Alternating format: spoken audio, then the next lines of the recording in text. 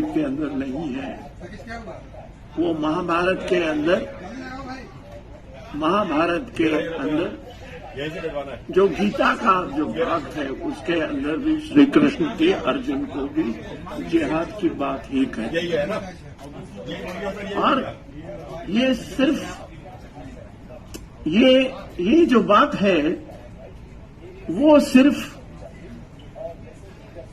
ये कुरान शरीफ में श्री कृष्ण ने अर्जुन को जिहाद सिखाया।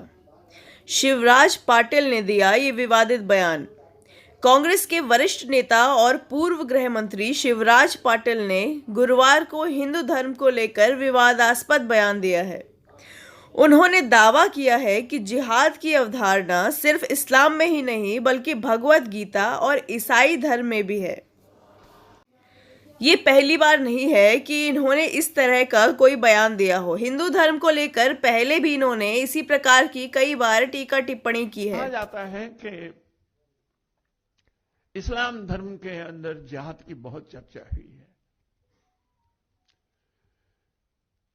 अब ये जो सब कुछ पार्लियामेंट में हम काम कर रहे हैं वो जिहाद को लेकर काम नहीं कर रहे हैं, हम विचार को लेकर काम कर रहे हैं। और जिहाद की बात भी कब आ जाती है?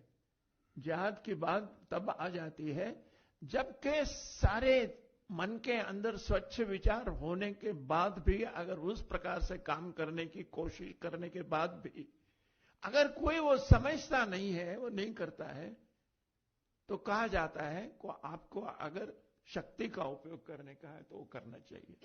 और वो सिर्फ कुरान शरीफ के अंदर नहीं है, वो महाभारत के अंदर जो गीता का जो भाग है उसके अंदर भी श्री कृष्ण की अर्जुन को भी जिहाद की बात ही कहते हैं। और ये सिर्फ ये जो बात है वो सिर्फ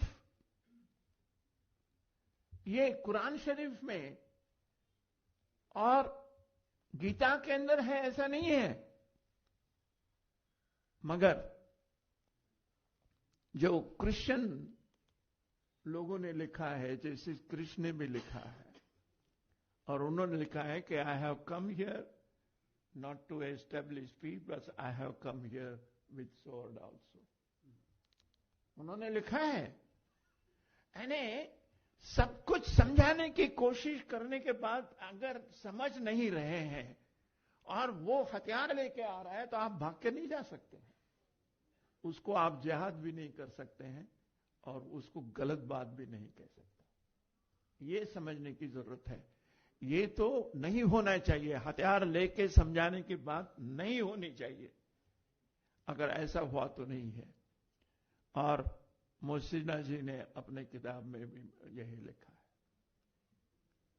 उन्होंने लिखा है कि शिवराज पाटिल के इस विवादास्पद बयान के बाद अब भाजपा ने शिवराज पाटिल की टिप्पणी को लेकर कांग्रेस पर निशाना साधा है और उस पर वोट बैंक की राजनीति करने का आरोप लगाया है। अब वोट बैंक के लिए राजनीति का स्तर कितना नीचे गिरेगा ये देखने वाली बात है।